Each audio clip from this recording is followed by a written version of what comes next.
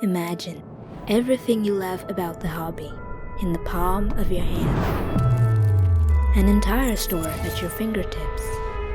Everything you need to know about cards is within your grasp. Unlock the secrets of the hobby.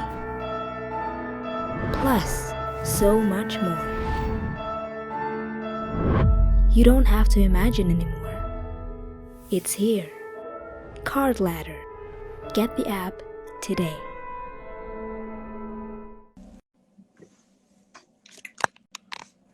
Welcome all. We let the room fill up. What's up, Mike? Waiting on Josh here. Invitation has been sent. I know, Card Insights. If anybody feels your pain, it's me. What's up, Josh's Kitchen? Or is that Josh S. Kitchen? Invite has been sent. Butler Sports Cards. Hello, sir. Yes, it was. It was just a seesaw of a game, too. Let me try sending another invite to Josh. What's going on here?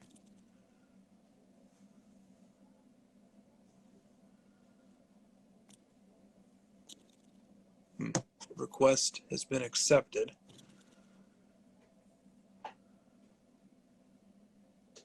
Still not letting him in. Cardboard Chronicles is unable to join.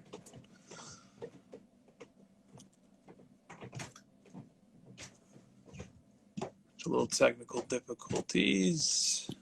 There we go. Yes. God, it's always an anxious moment trying to make sure we can get this live set up. It wouldn't be crossover without some technical difficulties. What's up, Jay Lee? What do you got pulled up there, buddy? Leland Auctions are going off tonight. Yes, they are. Have they closed? A few of them. The Brady Champ ticket BGS 9 is still going at $2.5 million pre-BP. Oh my God, it's ridiculous. That's a cool card, man. I think that's the highest grade as well, which is a cool it's impressive piece to that card. Yeah. That's pretty impressive. Anything else on there? I'm scrolling through it on my screen as well. Is there anything else in there catching your eye? Tom Brady's first ever touchdown ball. The Kevin Durant is doing really well. That one actually sold. Finished at $625. The Brady Refractor BGS 9.5, which you and I both love that card. That one ended at $103,000. Yeah, which is down from the last sale. Is it? Yeah, hold on, let me pull it up. Down quite a bit, I think. I really like this card, man. The Chrome Refractor Brady rookie. The PSA 9 is a nice one too. I would love to have that. Okay, so here we go. So the last sale of the 9.5 was April 7th. Gee. 230K with golden. Let's just make sure that sale is still there. Okay, yep. Golden removes unpaid items. So the sale went through, but if you look, Card Ladder's prediction was at 143. So the prediction still overshot the final price tonight, which can happen, but the prediction predicted the trend. Does Leland include the BP right when it ends? That's a good question. Because it's at 103, so with the BP, we're not too far off. Right. True. It's a good question. Does anybody in the chat know? Somebody in the chat must know if Leland's includes BP immediately once the item ends. I don't think it does because the Durant was at 625 and it's still showing 625. Yeah, I think you're right. I don't think it does. That 233 was nutso though. That doesn't make any sense. Yeah. That was a high price. Okay, Sports Card Lover says it does not include. Yeah. You know what? You know how like a few months ago. Close. Cool. Thank you, Corey. A few months ago when you and I were pointing out stuff that just like didn't make any sense. Like prices were just going parabolic on things, and we were just sort of shaking our heads. And I feel like all the stuff that didn't make sense is correcting itself. Yeah, definitely. Everything. I mean, not everything is corrected though. There's still lots of record highs being set. So like, here's one that's interesting. This was posted to the Card Ladder news feed yesterday.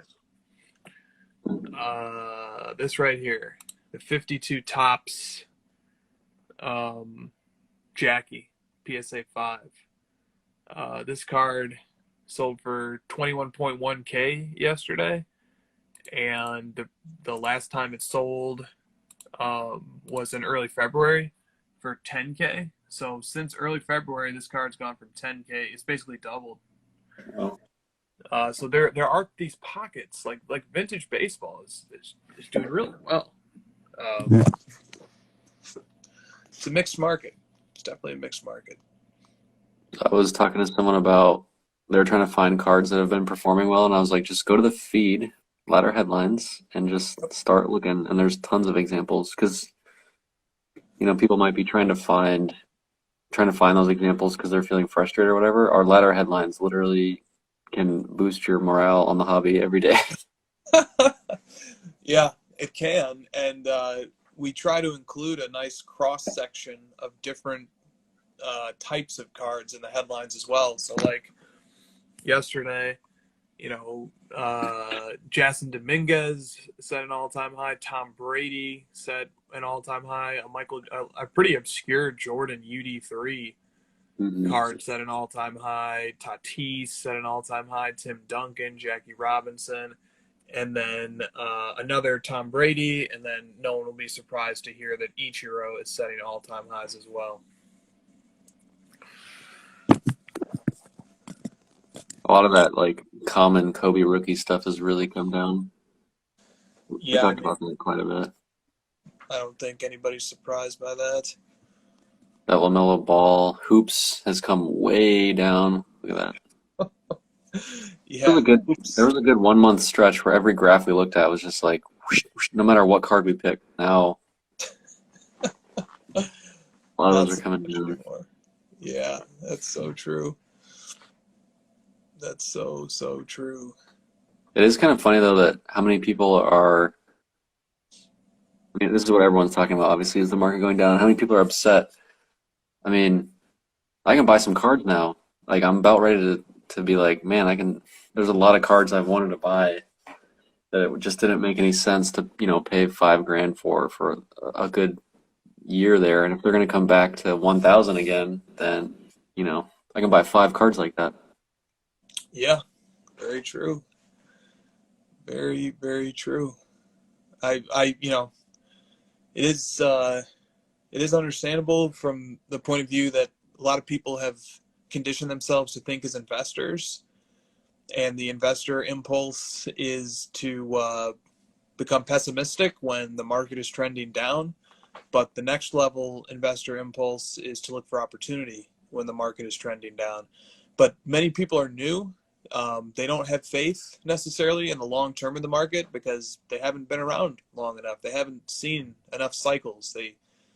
They just are new and they're green, and it's understandable that people get nervous when the market just doesn't infinitely go up, especially when some influencers told them that it would infinitely go up.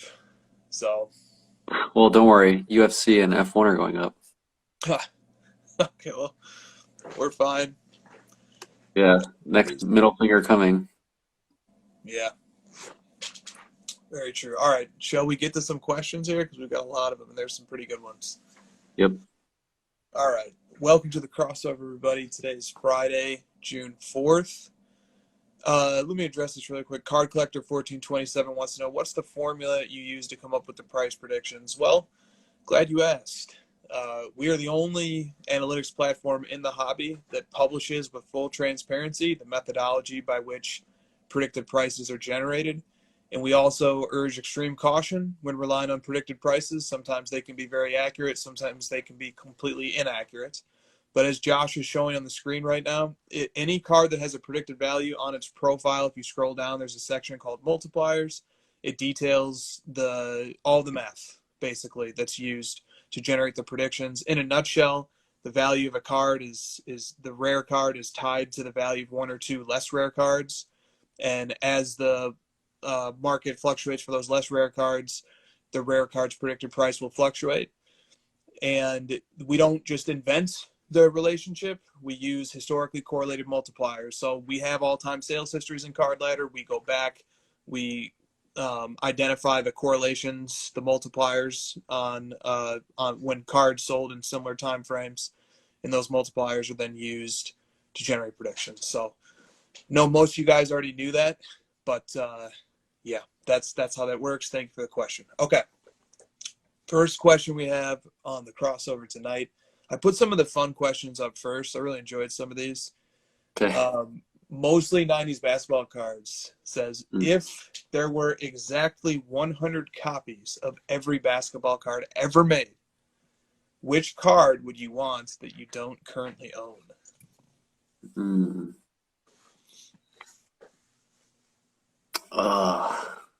And the trick to this question is like attempting to remove the prestige of the serial numbered cards, right?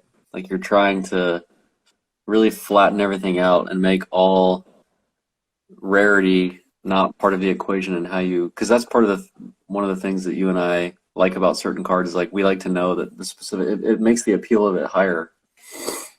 So it's like purely aesthetic. I'd say that I don't own. I'd say the PMG Green Jordan.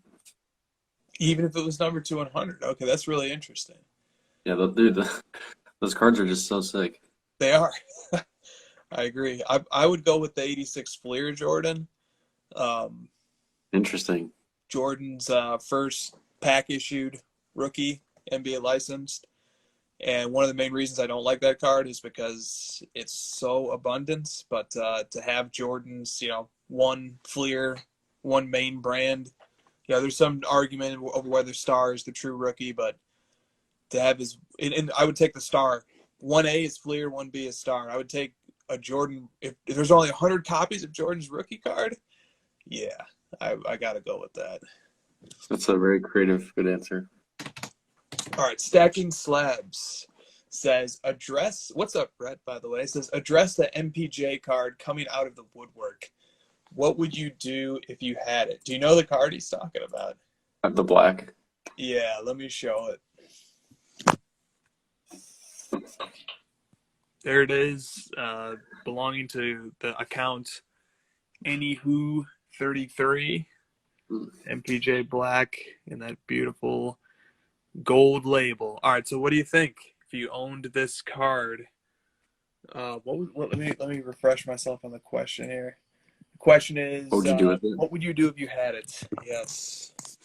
I would do what that guy did. I would post it and talk about it, and I would enjoy it. I would hold it. That's a great card, man. I'm not a huge Prism fan, but a black 1/1 rookie, man, that's cool. That is cool. I agree. I'd show it off. That's about all. Be thrilled. It's gem. Just doesn't get much better than that for MPJ. Corey Card says I sell immediately after I posted it. There's some people who would do that. If I actually had it for real, I would probably sell it and buy something else just because I won't collect MPJ. But, putting myself in that person's shoes, I'm assuming you have to be an MPJ collector to get your hands on something like that. So, true. All right, this comes from Sports Cards 1532. If you could each have one item signed by LeBron or MJ or Luka, what would you ask them to sign? Ooh, that's a good question.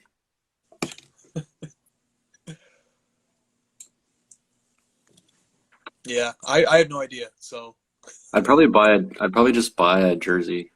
Jersey. Because I don't want them signing my cards. I've gone over this before where I don't like athletes signing cards because I like the package shoot autographs and stuff like that, which sounds kind of weird to a a non-collector or whatever. It's like a weird thing to think about, but there's layers to that, and it's very important of how cards get signed. So I'd buy a jersey or something I can hang up in my closet. Right on.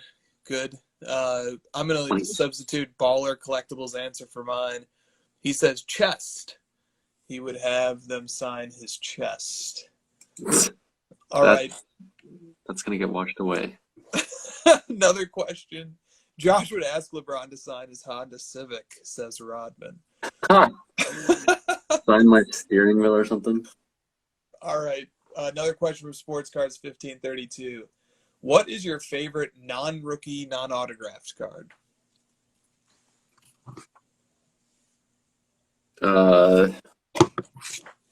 In my collection, non-rookie. Yeah, let's say in collection, because otherwise there's just so many. How could, I mean, we collect, one of the things we both collect is 90s inserts, and like almost all those are non-rookies, and we love those cards. So Good job, Flicker. Oh my gosh. I'm kidding me. Go while I freaking log into Flickr, apparently. You having a hard time remembering what's in your collection? No, I was going to show a picture of it. Nice. There we go. Oh, There we you go. didn't even have to think about it, did you? You knew right away. Yeah, I like that card. That's a nice one. It's a very nice one. Yeah, so I'll try to say a more interesting answer than the obvious here. I'll probably go with the Jordan Golden Boss Refractor out of 74. It's always been my second favorite Jordan card. Love that one. But if you're not huge on rookie cards, 90s guys, so, anybody who was drafted in the league in the 80s and even the 90s, early 90s, their best cards are not rookie cards, generally Yeah, speaking. you said, do you even own a Jordan rookie card? No.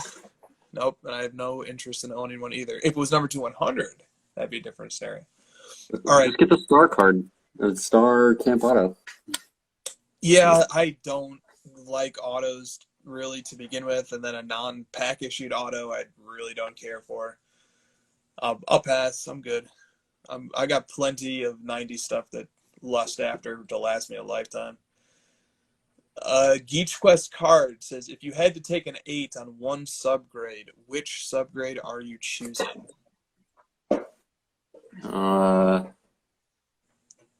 Edges. Same. It's not even a tough one, to be honest. Yeah, surface is like, I don't want to scratch corners. I don't want white corners. I definitely don't want 8 centering. So edges. Totally. I don't even care that much about edges. No, definitely not. Peranto Cards, in the last of our lightning round fun questions, asks, favorite binder or childhood card? Oh, gosh, man. These are binder or childhood card. Mine's easy. Mine's Scoring Kings. 93, 94 Ultra Scoring Kings. I can't remember the name of it, which is really embarrassing, but it's like I have to go to my binder, so I'm going to just search for it. Top 10 and free Hardaway. Yeah, Jordan Scoring Kings. Just this one. That one. No one would have ever guessed I would say this, but. Oh, love those. Yeah, the top 10 Ultra. Yeah. Or, I mean, I'm sorry, Hoops. When I was a kid, that was my best card, and it's very cheap. Yeah, cool set. Really, really fun, cool set. All right, good. Now we've warmed up. Now let's get to the other questions. The market questions. Let's talk a little bit about the market. I'm just going to read a few questions, and then, because we have a lot of questions on the market, well, or we'll go through them quickly. We'll go through them quickly. All right, so the first one's from Mike Pinkerton 50. He says, there are great deals in the market. Are you buying? I'm not buying much right now because I'm waiting a little bit longer. I can sense the squeeze a little bit, and I'm waiting just a little bit longer. But I am saving, this, Chris. I'm saving like a crazy person. I'm like barely eating food right now. Every dollar I'm spending, I'm like, I don't know. Do I need gas this month? I'll just stop driving. I'll just start walking places. And gas is kind of pricey these days too. So I'm saving my money like it's going out of style. it's very That's what smart. I'll tell you. I told you earlier, if I think it's really close to being the time to buy pretty heavily, I think. So I hear you. Personally, for me, I don't try to time the markets one way or the other. I have a list of grails and highly desired cards, and if one comes up, I pay the market price or as close to it as I possibly can. So, yes, just bought a card a few weeks ago. Mike, thank you for the question. 3Co LA asks, are we near the bottom? The recent pullback has been a healthy reminder, in my opinion. Oh, foreshadowing the answer that your answer foreshadowed this question. Do you want to say anything more about that? Are we near the bottom? oh, I don't know, but Or about the idea that the pullback is healthy? I don't know that we're near the bottom. I mean, I have no idea. There's no way that you can predict that. That's the hardest thing to predict in all markets, stocks, cards, whatever, is trying to time the peak and the bottom. It's impossible. So I'm not even going to attempt to get into the psychology of that. For me, it's just like I know how much I want to pay for a given card, and I know like what I can stomach for my budget. I have my own budget. I have cards on my list that I want to get, and when they're within range of me being able to purchase them, I buy them. So that's really just my only thought process there. What was the follow-up? And is the pullback a healthy reminder? A healthy reminder. Reminder about what? I don't know. The question is, are we near the bottom? The recent pullback has been a healthy reminder, in my opinion. Oh, like I guess that could be taken in a few different ways. I've gone back and forth on this. Is this good? Is this healthy for the market? Because it's kind of like it's the buzzwordy thing to say that it's like, oh, this is good for the market. It's, us trying to like tell ourselves that this is good. I'm not sure exactly if it's good. Like, I'm not sure that going up 10x and then this crazy pullback is good one way or the other. I don't really have much basis to this opinion, but I think it could be bad because, someone's buying at those high prices and getting absolutely, clobbered versus minus 20%, which is to me more healthy, more stable market than these like crazy fluctuations in value. So I don't know. What do you think about that?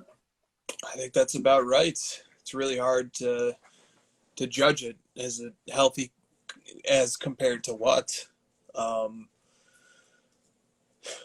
I suppose there is one thing that's healthy about it, which is, and it's like a return to health, which is when a market 10x's in a very short period of time, it displays a psychological state of buyers that is kind of out of control and overly optimistic, because as you've said numerous times, that's just not replicable.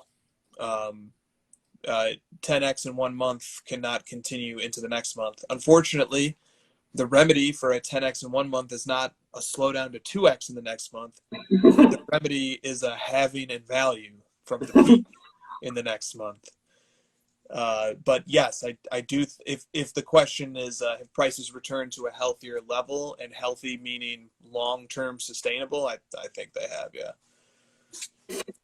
Interesting thought that I just came up with is that a lot of content talks about is X a good buy right now? Is it overvalued? Is it undervalued? And trying to kind of like predict the price of it, and not even figuring out what the card is really. You're just literally trying to guess the next price of this card based on either past historical data or your feelings towards it, or sentiments on the internet, or what Gary Vee's saying, whatever.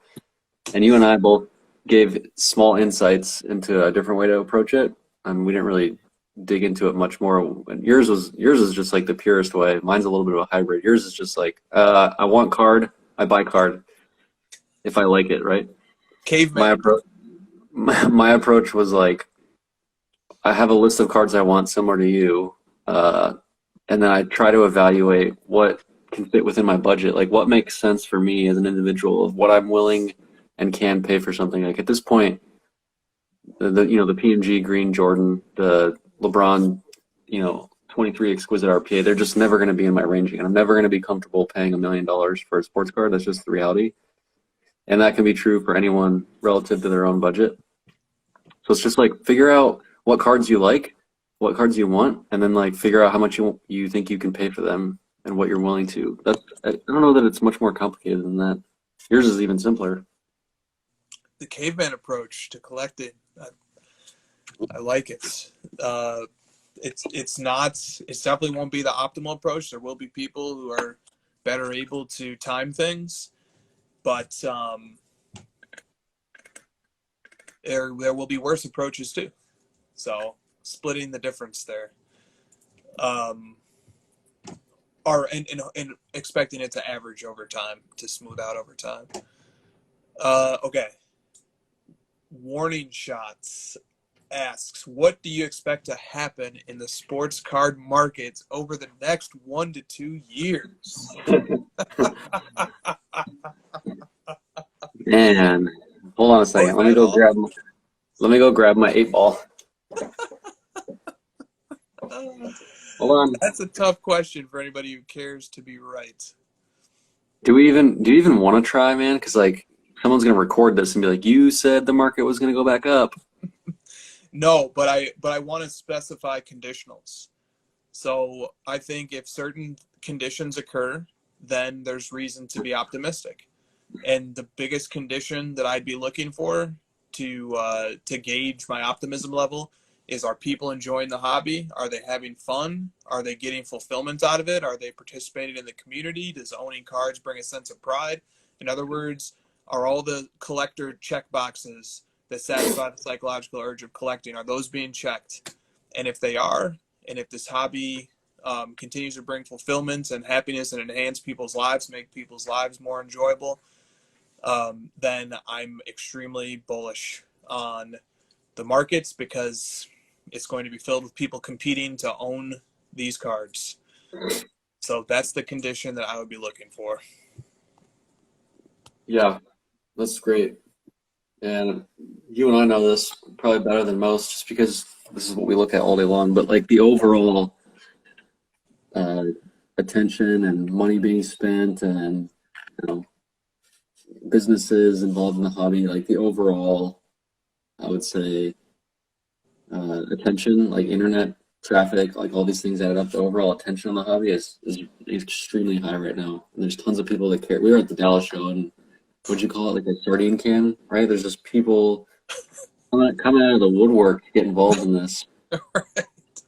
Yeah, and everybody having fun too, You're looking at that and you're like, how are card prices going down if there's all this activity? And it's just because people are shifting their money around. They're moving it into different things. They're picking up new sectors of the hobby they enjoy more. They're selling the cards that they've made a ton of money on and don't have any that don't have any emotional appeal to them, so they're just selling them and buying different things.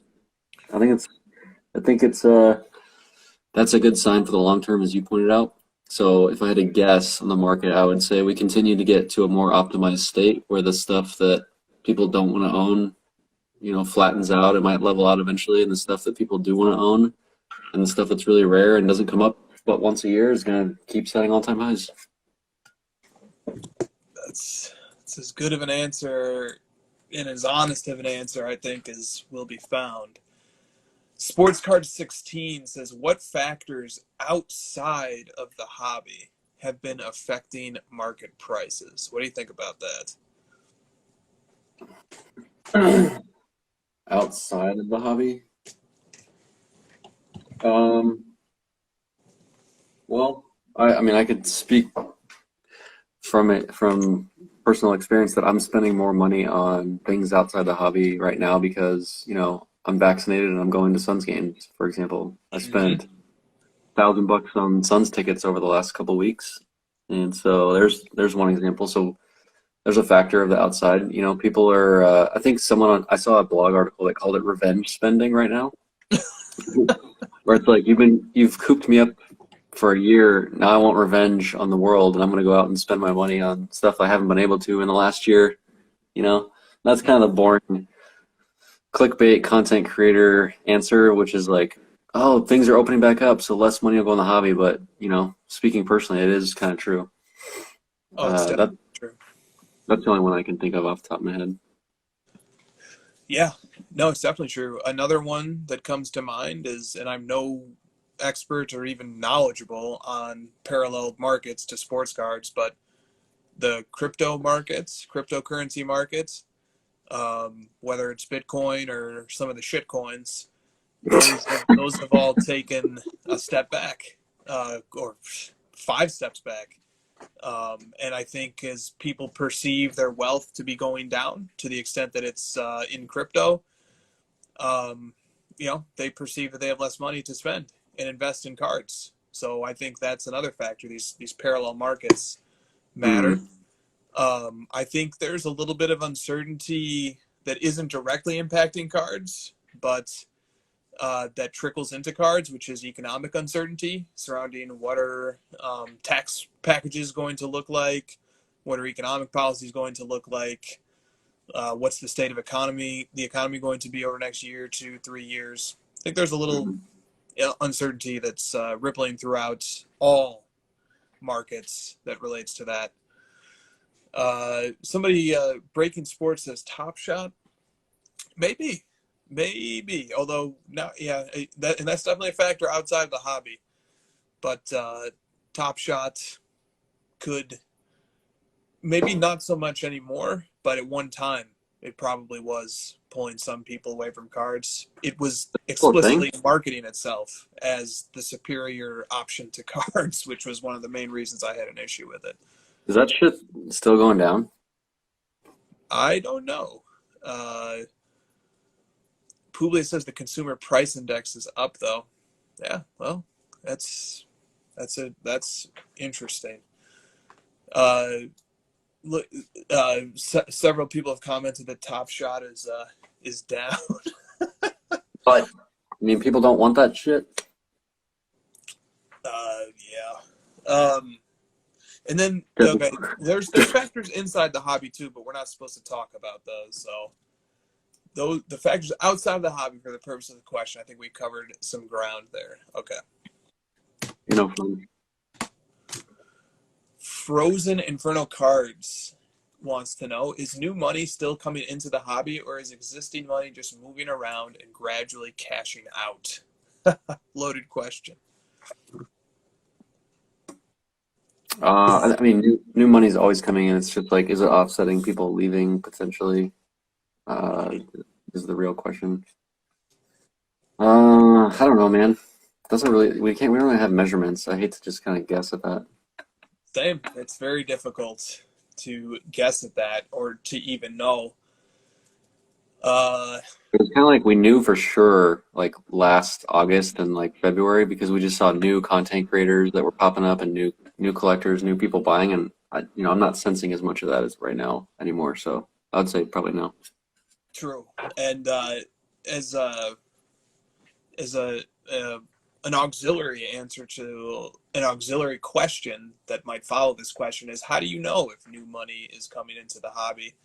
And one way I think you can predict it is you look for events that might funnel a larger number of people than ordinary back into sports cards if they had a past connection with it, which many people did, or an event that might funnel new people into sports cards. So keep an eye open for those types of events, because generally speaking, I think when people do discover sports cards, it's a pretty sticky hobby, but they need to find it. They need a reason to take it seriously and to find it and to get on eBay and to start diving in. Okay. Shaywave Vlog says, what do you think will happen to basketball cards in the off season this time around? Another $1 million question to whoever gets this answer right. He said, what do you think will happen to basketball cards in the off season this time around? Well, we've seen clues that the seasonal effects of trading cards are kind of going away. We've seen like small hints of that with football, and And just given that like there's more people, the people in it are getting smarter, the money's moving to different things more frequently. I think that's going to start to bleed into this concept of like, oh, the off seasons when you can buy cards cheaper, when now there's so much attention on every sector of the hobby and everyone trying to make the right move and everyone trying to optimize things so perfectly.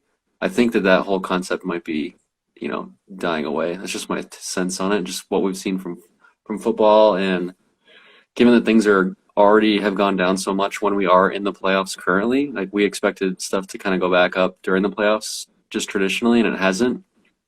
So does that mean that instead of it going down during the offseason, it might reverse course? It's almost like the overall market effects are outweighing the past historical seasonal trends of the hobby.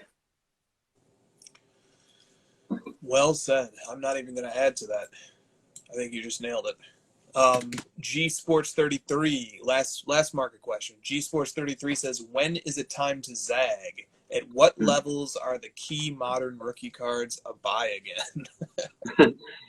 The zag right now is to buy that stuff, right? It's like the zag before. The whole reason we came up with the zag concept was because people were pouring money into stuff that was like what you're supposed to be buying, right? Like what the content creators told you to do.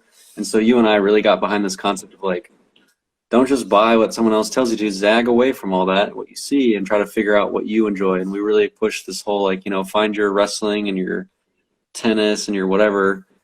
And that was the thought there. But now that the course has reversed and that's the norm, the zag right now is to go back and buy that stuff that crashed so much. Yeah, and for people who love playing the market, that is the opportunity that a zag hunter will seek. But we've been doing the show for over a year, and the person who's probably feeling comfortable in the driver's seat, if they just started collecting when we first started doing this show, and now a year has passed and they're looking at the year in review, the person who probably is feeling good and is enjoying the hobby the most and enjoying collecting the most is the person who just bought what they liked over the last year and just stuck to it. If you like base cards, which some people do, have at it. But if you don't like them, this market is so fickle that, man, it's much better to end up with a card that you like and it happens to go down 20 or 30% in the short term than it is to play this market and potentially get burned hunting zags. Zag ladder. That's good. That's good. Okay. All right, that's it for the market questions. Wow, we survived. We survived. Somebody on Clubhouse actually, Jordan, Fat Snacks Jordan, made a comment the other night. He said one of the things he loves about the show, that the crossover, is that we never give financial advice or investment advice. Even no matter how hard people try to pull it out of us in questions, it just doesn't happen. Yes. So, okay. All right. Now people don't stop trying though, do they? No. It's good for them, because they are $1 million questions. They are definitely huge questions, and but keep trying, guys, and maybe one day you'll sneak one in, and Josh will advise you to buy Trae Young Prism base. Dude, make those guys need to get creative and sneak them into an hour 3 question where it's like a super backhanded joke about Office, but like with an undertone of like, where's the market going? And then I'll just be so deep into the night and beers and stuff that I'll just say something. Oh yeah, definitely you should buy whatever. That would be crafty. If someone crafts an hour 3 question, works in the office, Dwight Schrute and Justin Timberlake, we may package a sneaky answer for you and send it right back to you. Questions now on the topic of collectible. Bear down.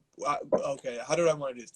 Okay, so I want to read a few questions, and then because there's a lot of them, and then those questions all kind of get at the same thing, even if they're coming from different points of view. Just kind of gives a sense of the temperature. So Bear Down Boiler Up says, collectible not disclosing the sale price of the Babe Ruth. Is this terrible or is it no big deal? In Cardboard Veritas says, isn't this whole collectible kerfuffle a tempest in a teapot? I don't see a scam, scare quotes, anywhere. Can't everybody just chill a little bit? Bruin Killer would like us to discuss fractional card ownership companies. And then the final question that I'll read is actually 2 questions from Card Porn. And, that was a weird pronunciation. Usually the emphasis is on the other syllable. Card Porn. And so I'll do the first question. They have 2 questions. We'll do the first one, and then we'll get the second one. So the first one is, do we consider, we as a community, this sale to be an official sale for the purposes of it being a record-breaking card sale, even though we don't know the amount? And so I pulled this up to help paint the picture for those who are unaware of what we're talking about. This is the card in question. And here is what Collectible Dan had to say about it. He said, hopefully this will clear up some of the misinformation surrounding yesterday's announcement relating to this card here, which is the 1914 Baltimore News Babe Ruth. Dan says, a private buyer who prefers to remain anonymous acquired this asset for more than $5.2 million. The final sale price is not being officially disclosed per the buyer's wishes. As a result, this became the most expensive sports card ever sold. Collectible will be offering shares at a $6 million valuation in the near future.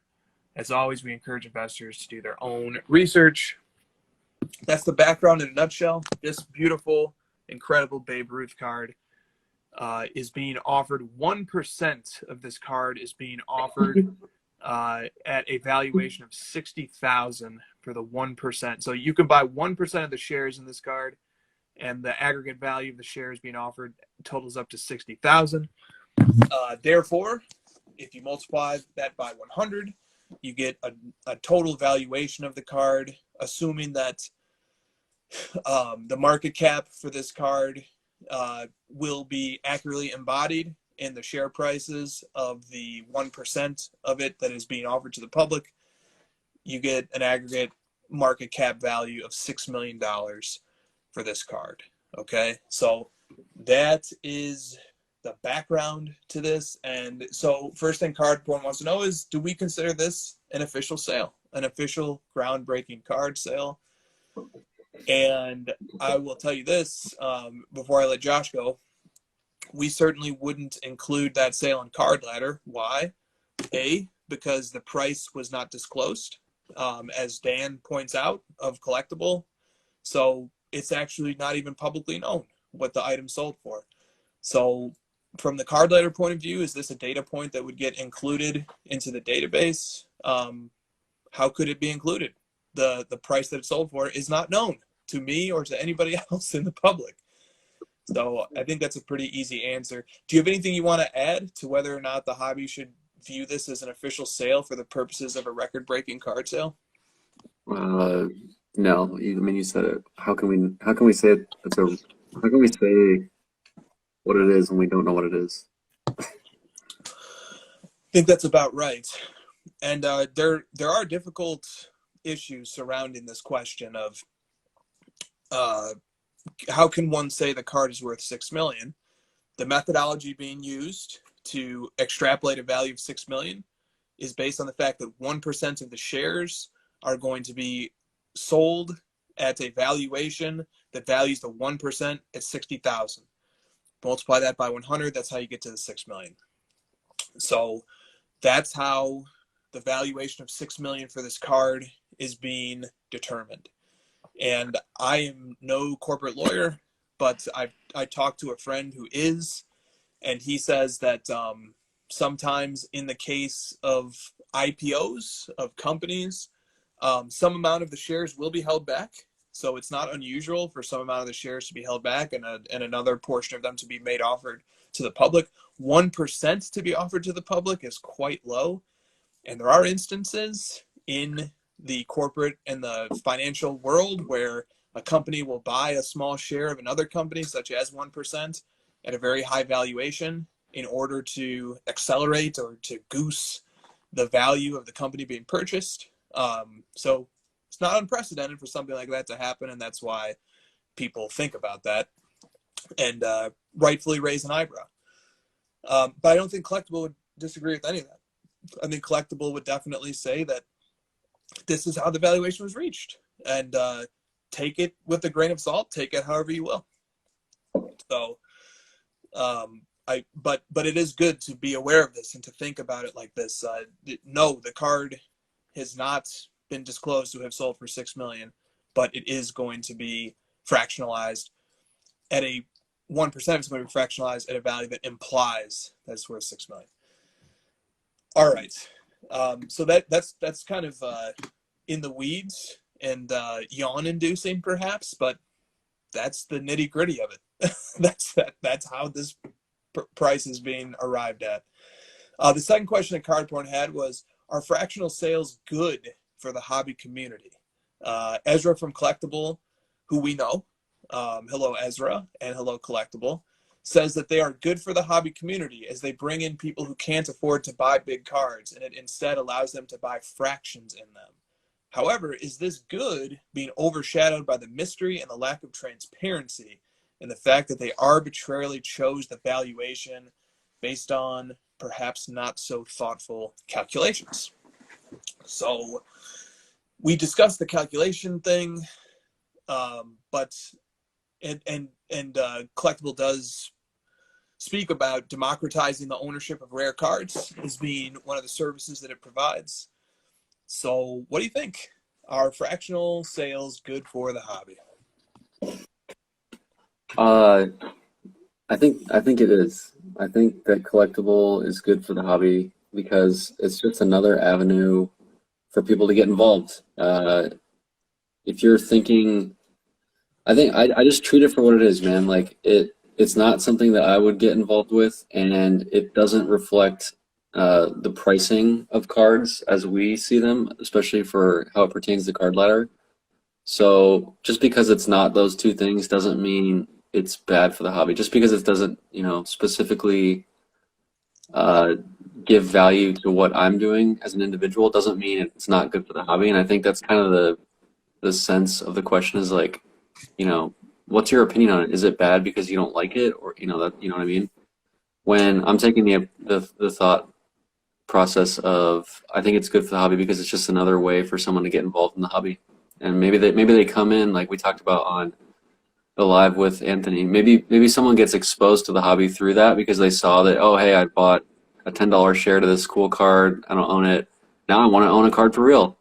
Yeah, I want to take the next step and I want to get more involved. I still have those shares. It's another way for me to quote unquote diversify my attention in the hobby.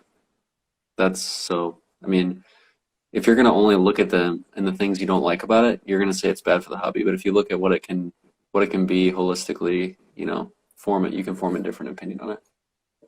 Well said. I want to pick up on a thread that you touched on there and weave it a few more times. Okay. On the one hand, there is this pie expansion happening because people are coming into the hobby and getting involved in fractional shares of cards that would not come into the hobby and put any money into the hobby if they had to go on eBay and buy all the cards themselves and sell them all themselves. So this is removing certain frictions. It's involving investors that otherwise wouldn't have been involved. That ultimately increases the size of the pot, the size of the card economy. Some people who are investing in cards are collectors, and they're looking at this as an opportunity to make money. They will eventually take their money out of the fractional space, and they'll use it to buy cards. So ultimately, more money is coming into the space, more money is being spent on cards, even if it's a second or third order effect, even if there's a temporal delay between when the money gets invested versus when it gets taken out and spent on cards. But nonetheless, there's good potential there for the money, for the growth of the pot. The flip side of it, though, is that people who otherwise maybe would have gotten involved in cards had they been forced to go down that path, instead are making use of the option to just invest in fractional and to profit and prosper from the success of the industry that way, rather than ever going down the card rabbit hole beyond that. And in that instance, we might lose somebody who otherwise might have become a collector over time. So that's the flip side to it. Ultimately, though, I think the dust is still settling with respect to what's the impact of fractional share companies, and it's still too early to know all the different consequences and effects of having these fractional share companies in the space. But it's there's certainly reasons to be optimistic. There's certainly some reasons to be worried. But if nothing else, they've infused a new energy, and they've changed the way that certain things get done. High-end collectors can be can look upon them approvingly because they've created a whole new avenue to sell high-end cards quickly. Not needing to go to auction, but instead being able to facilitate a deal to one of these fractional companies. They've made it easier to move high-end cards in some instances. It gets very complex when you start mapping out all the different effects and consequences that having fractional companies in the space entail. But yeah, so I don't know. I rambled for a bit there. What do you think? Sometimes I like to consume dramatic things, like who doesn't? People like to go on the internet and read dramatic things. I got to this story, I think I was texting you live as it was happening, and I was like, oh man, something crazy is going to happen. And then I read it, and I was like, oh, they're just fractionalizing 1% of this and selling it. Yeah. It wasn't that big of a deal to me. Okay. Yeah. They bought it, and it just seemed like a regular transaction. Like, sure, they got maybe a little too excited on publicizing the 6 million and how they got to that number. But no doubt. And look, it's all new terrain, new fresh terrain. Everything that these fractional companies are going through, never been done before. So there will be potholes. It's going to happen. And I'm quite confident that to the extent that a mistake was made in creating the impression that there was a sale price of this card that was ever going to be known by the public, I'm sure that impression will not be created again going forward. Great care will be taken to avoid that happening. And also perhaps more pressure will be placed on the buyer and the seller, who might be willing to disclose the terms of their deal. The more transparency we can have, I think the better, all things even. So it's almost even surprising that the buyer hasn't elected to come forward at this point and supply the details. But of course, privacy matters quite a bit, especially when you're talking about items like Dan said that he can verify that it's sold for more than 5.2 million. He will personally attest to that. You have a person spending over 5.2 million on a card. If they want their privacy protected, it's probably for good reason. We're definitely dealing with an elite level of wealth in that instance. So yeah, it's a tricky topic, but the net of this whole thing is that more transparency is good. The hobby certainly values transparency, and the hobby is always going to be skeptical, scrutinize, and look very carefully at things and be tough. The hobby's full of tough customers. All right, next top. Oh, I see we have 3 minutes left here or so in this hour. Are we going to do like last week and just keep rolling? What do you think? BGS closed. BGS closed. All right, so you want to talk about that for like 3 or 4 minutes, and then What big major hour one topics do you have left? we still have the national, and then we have topical basketball questions relating to sports and the market, and then we have a bunch of what I call randoms. Those can be hour two. Is there any like other news stuff like BGS closing or anything like that, or no? Much perhaps to the PR department of Beckett Grading Services' chagrin, there were no questions on the closure of BGS, but perhaps we will take an unprecedented stride and address the topic unprompted, sua sponte, as they would say in a court of law. We'll do it of our own volition and talk about the ramifications of BGS closing. Oh my God! You said ramifications, sua ponte, and volition, and like all what ramifications? God, man, dude. I was rolling, man. Any more big words? Yeah, look. So this is a great this is one of the few things I remember from law school. Sua sponte, on its own motion. That's when the court does something without having one of the parties ask for it, and that's exactly what we're going to do right now. Publius says Dropping Chris. We're losing them. Publius says BGS hour 4, please. What do you have to say about BGS? It's en banc. Good. I like it. My only response to the BGS thing is that the market is tanking, yet the demand for things is so unbelievably high that none of these businesses can stay open. Everyone's grading cards, man. People are still grading. Is this still just like a complete catch up from the last year, or is that the demand is still not going down and they just can't keep up with the rate, or are they just like, you know what, this backlog's too big, we need to pause again? It feels to me like the demand is still so high. Well, clearly BGS had the option to mirror PSA and to close its doors the same day that PSA did for a temporary period of time. But BGS felt that they could weather the storm and that they would be happy. Probably, I'm putting words into their mouths. BGS, it appears to me, decided to keep its doors open and to welcome in the potential flood of new customers. And now here we are a month or two later. Not quite sure exactly how long it's been since PSA suspended its services. A month or two, I think. And BGS has had to close its doors now as a result of simply too much demand, trickling over from the closure of PSA. But what's interesting is that it's not like PSA closed in a vacuum and then BGS was all that's left. On the contrary, PSA closed, but we saw the ascent of HGA.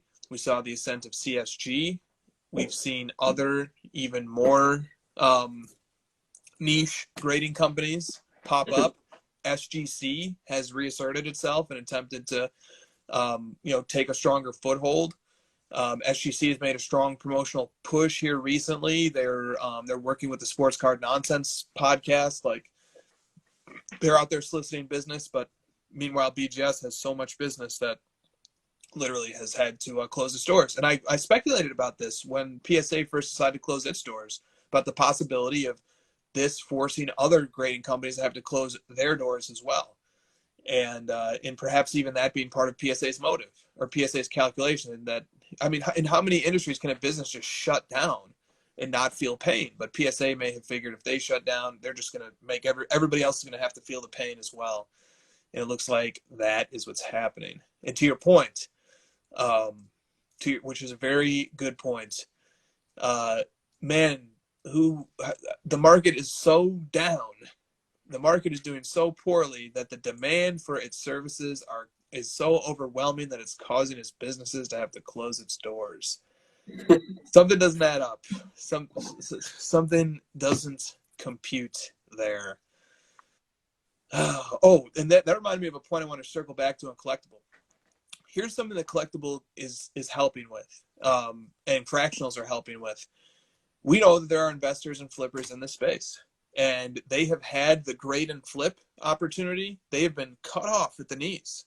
PSA completely went dark on them, allowing only the grading at $300 or more. And now BGS has closed its doors too. So the two leading grading companies, in my opinion, are now, their doors are closed to grading anything, practically speaking, that grade and flip crowd would have used. Well, that means they're not making a lot of money that they once were making, the grade and flip crowd. And that money was very important to the hobby ecosystem, because that money, people with grade and flip take their profits and reinvest it back into other cards and other sections of the hobby. And they haven't been able to do that for a few months now. Well, fractional is a different opportunity to invest, make a quick flip, and then put that money back into other aspects of the hobby. And I suspect that there are a number of people who are using it for precisely that purpose. So, little side note there. I had that thought on collectible as we were talking about it. But back to BGS. Any thoughts on that? Any other thoughts before we close down hour one here and then fire back up for hour two? Sounds good. Okay. We're going to take a 2-minute break, and then we'll be back for hour 2. Strong crowd tonight. Come back, guys. 2 minutes.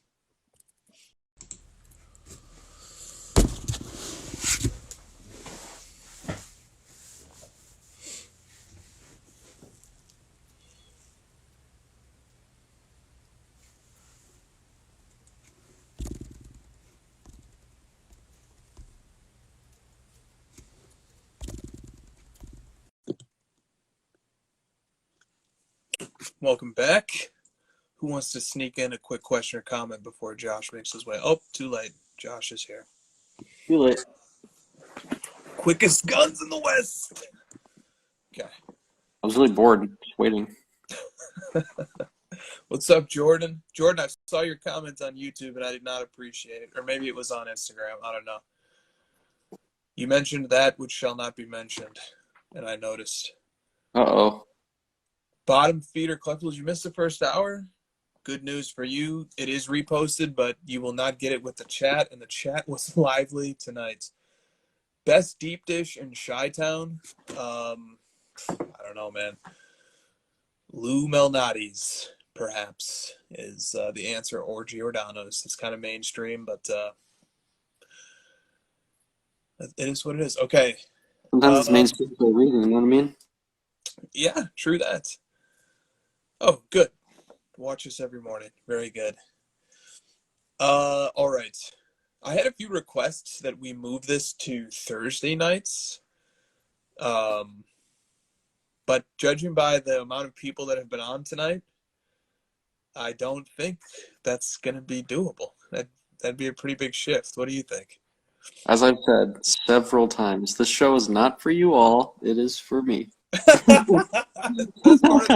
part of the success, the recipe for success, I think, right? Right. It's my Friday, so get over it. This is how we enjoy our Fridays. What's wrong with you nerds? I had a friend message me today, and he said that he's going on a flight tomorrow, and he was like basically begging me to get this. Not begging, sorry. He's going to listen to this and be like, I wasn't begging you. He wasn't begging me.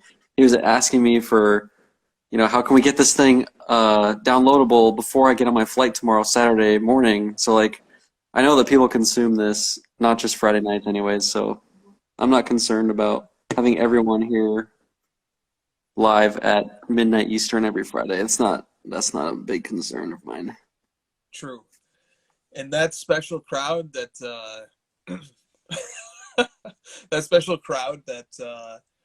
watches the show live at the midnight hour on Friday is a very special crowd. The real ones, as we call them. Those are our people. All right. Let's talk about basketball, man. We've gone an hour without talking about basketball. All right, let's talk about basketball. Yeah. First question is from Akon SZT. Akonsist. Is a small dip for LeBron cards coming? I was hoping to get one of the GOAT cards for cheaper. I put this on a basketball topic because it implicates some basketball discussion as well. Sure. It depends on what you're buying, obviously. The Topps Chrome will probably keep going down a bit. The after effects of the loss, people dumping that card. I've already seen people trying to sell stuff all over Facebook, LeBron stuff. Dude, I'm excited about there's this little window here again that's presenting itself. These windows keep coming up, and this is probably another one. I've even seen some of the gold refractor stuff dip in price quite a bit. I follow that market really close, and I'm seeing dips, or I'm seeing more of it come to market. Maybe people are worried about the last few years of his career because we're getting a little glimpse into the latter stages of his career, and some people might be nervous that they don't really want to hold his cards through that. I'm sure Kobe went through the same thing. If we just zoom back and take that 3 to 4 year window of his career, and we could probably get a glimpse of what will happen, even though the overall market wasn't anywhere near what it is today. We could probably see the same sort of peaks and valleys and stuff. But yeah, I don't anticipate his super rare, iconic rookie stuff the rare stuff to just like dip in price because a lot of like people like myself are the ones holding that stuff, and we're not going to sell it anyways because we know that there's going to be this 3-year window of his stuff potentially being, like if you're speculating on him as a player since he is playing, it's not going to be the best 3 years of his career. So there may be some nervous hands there, and people who own the good stuff aren't a part of that nervous hand crew. So I don't know. I'm talking a lot. What do you think? Well, it's good. I think people would much rather hear from you than me on this topic, but I'll add some data. Because you had alluded earlier in hour one to sort of waiting a little while longer because there might be a dip yet to come. Well, many are aware that the 2003 Topps Chrome LeBron PSA 10 has hit 15,000. I think it was 2 comps yesterday at that amount. Yeah, 2 comps, June 3rd at 15. However, in the great dip of October, the card went below 10, and in fact was down in the 9,600 range for about a week there. Of course, the conditions of that dip were very different. After that dip, that dip was preceded by the Lakers and LeBron eviscerating the field and LeBron winning his 4th championship, Anthony Davis winning his 1st. And we know that events like that trigger sell-offs, especially of cards like this. There is no event that's going to trigger a sell-off this time. I think it's more so market fluctuations in general that are contributing. But I'll say this, in order to approach the dip that market experienced after LeBron's 4th title, it's still got a long way to go. The Topps Chrome PSA 10 would still need to lose over 50% of its value, its current value, to get back to that point. So, some data about the state of that card. Yeah, and like, I don't know, man. People just overreact to everything. It's so incredible that like, as of this current moment in life, LeBron is terrible, Luka is terrible, and Kawhi is amazing. So tomorrow it'll change, dude. May I remind you that LeBron was the Vegas frontrunner for MVP before his injury? So he went from like MVP favorite in year 18 4 months ago to like the guy's a bum. That's just the way it is. I'm not gonna try to defend it anymore. I'm not gonna try to like carry the LeBron flag. That's just what it is. We just have to deal with it, whatever. This is a related question. Slabs to Men would like to know, what do LeBron's next couple of years look like, career-wise and hobby-wise?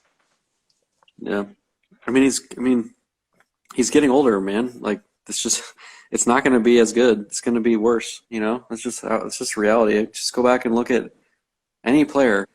Kobe's last 4 years were really not good. It's not good. Like injury riddled. His teams didn't make the playoffs. People didn't want to go to LA. He basically like hamstrung the team for like 10 years. He like took insane contracts. Yeah, I know. Jordan played for the Wizards. That happened. That definitely happened. He had some moments, but it was pretty. I mean, you could say he didn't have good teammates, but didn't he like draft a lot of those teammates? I think he did. Yes.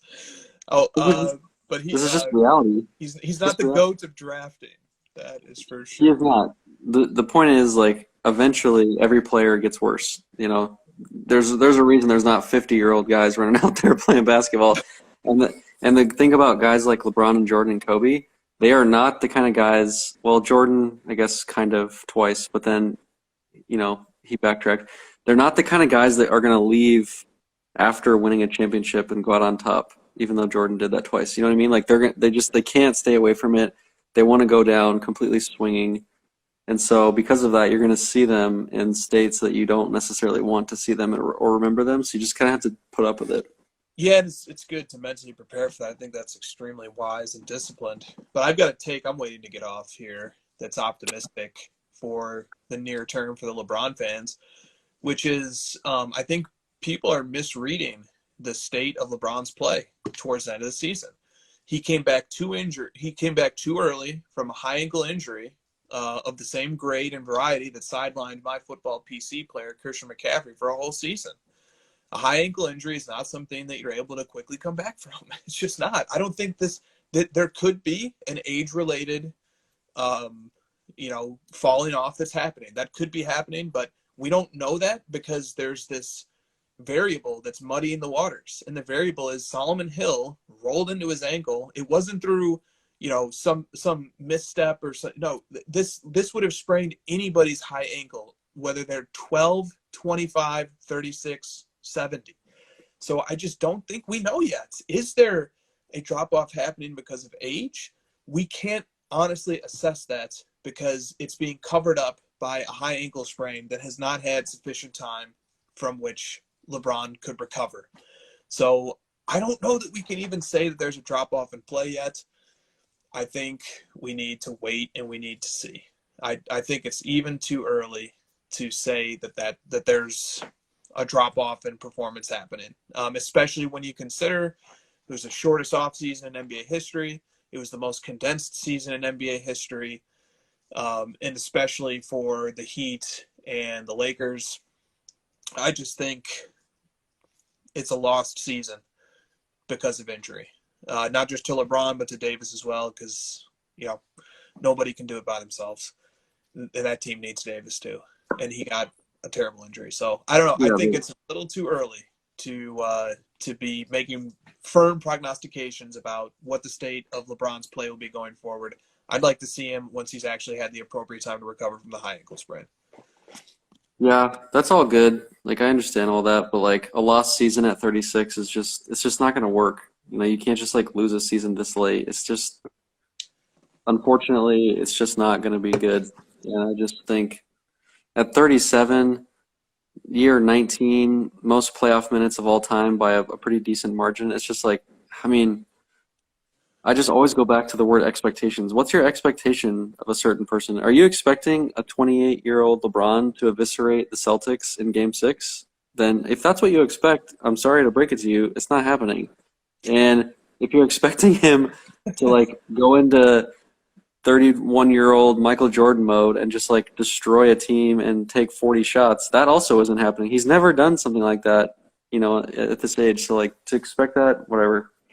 I don't know. It's just like this whole hot take, debate platform we get on TV is just what everyone wants. And it's just like, oh my God, it doesn't have to be one way or the other. There's also the normal human reality, which is that like he's an older player. He's been great. He's not going to be as good. Sorry, Well said. Okay. We have 3 questions that involve young guys. Yep. Actually 4. So let me read them all and then we can respond.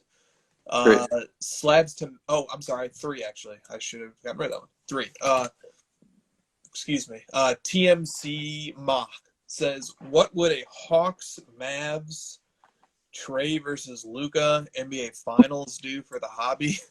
Cards and Candy 911 says the class of 2018 is looking really solid. Let's discuss how the young guns in the NBA are moving on to the next round.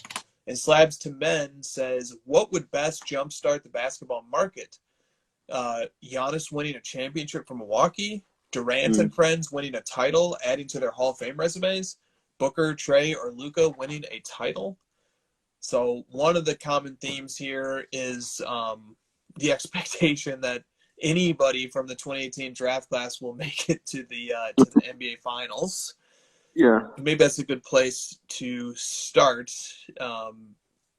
in the context here of, people are interested in how these things would affect the markets. I'm actually interested in how people thinking that these things would impact the market actually impacts the market. Little bit there, but it's the question. So, well, I don't know. Let's go. Let's start talking about this. Sure.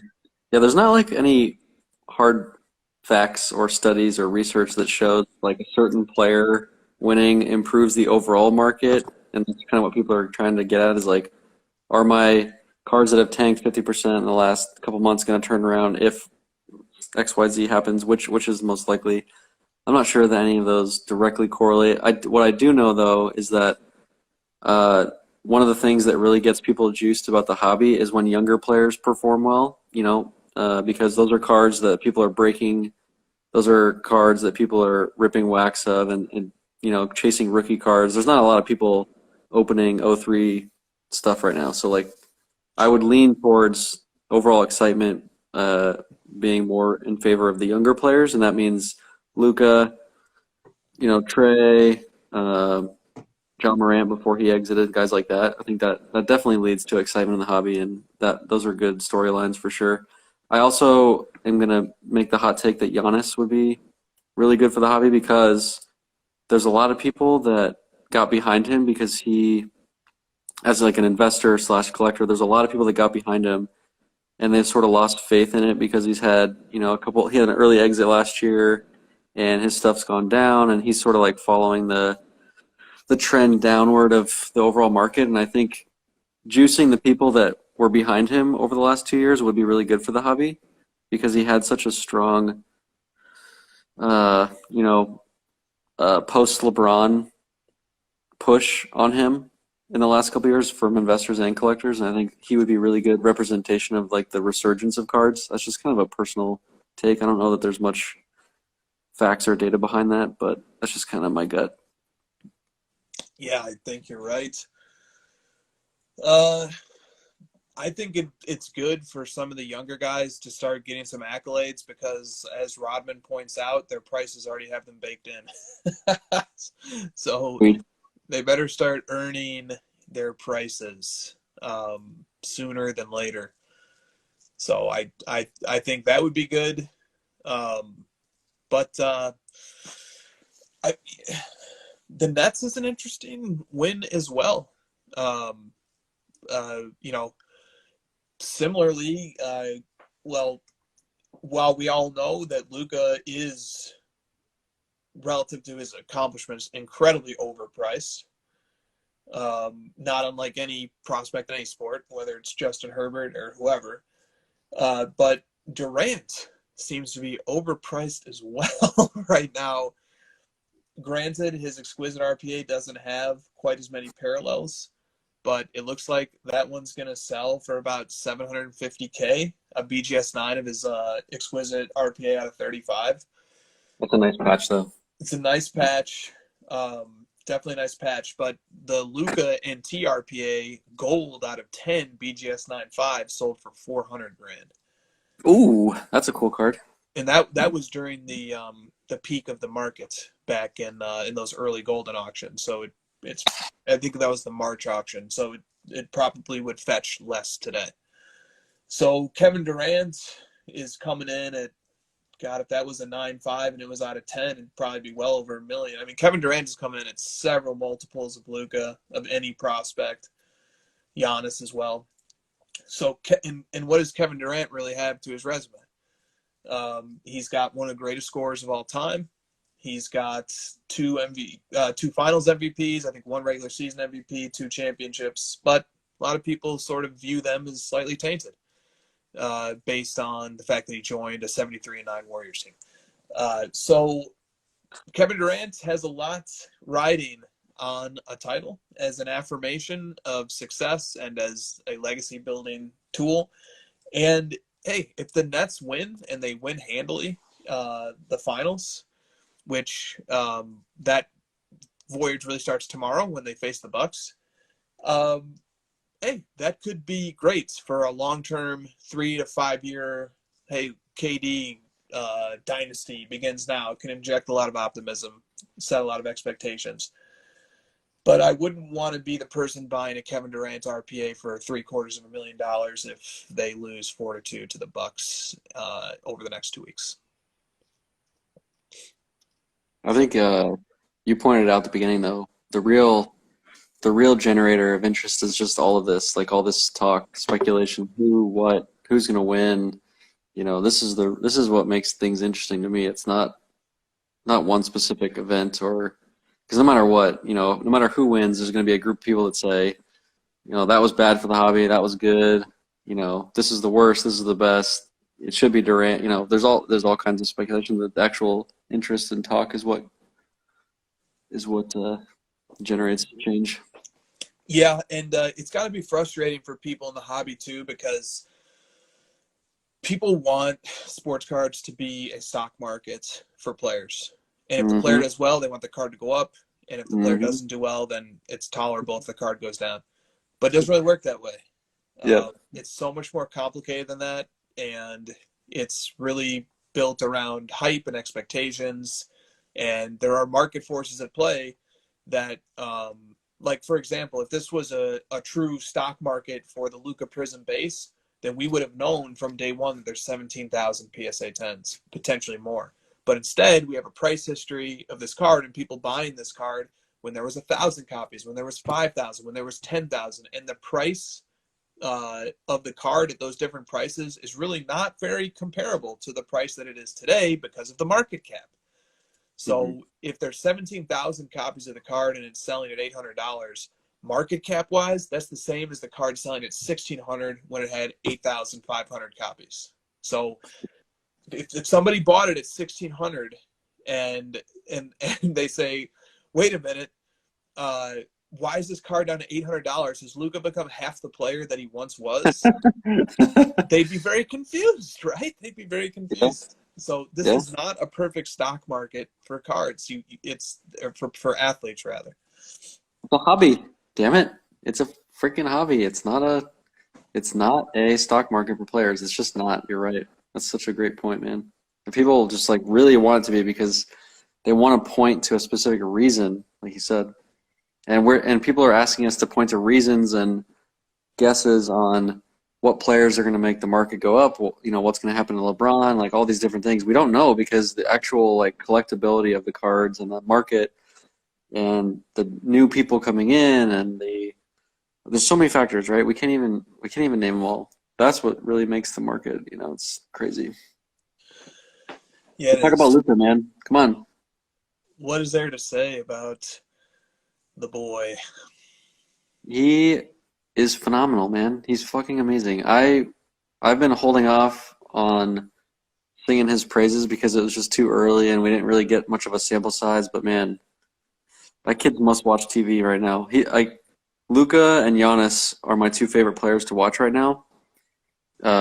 Just, you know, personally, if I'm gonna pick a game, I want to watch those two guys because damn, they're good and they're entertaining and they're really team oriented and they get the team involved and a lot of the things. Those two guys remind me a lot just of like the fun that I've had watching LeBron over the last 20 years.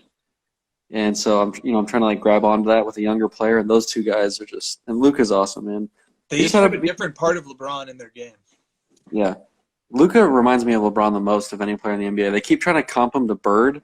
I'm not. I just feel like he's more LeBron than Bird. Maybe I'm crazy. Like he does. Like you pointed out, he doesn't have the dunks, but like it's the pace of the game for him. For me, for watching him, he just like controls the game.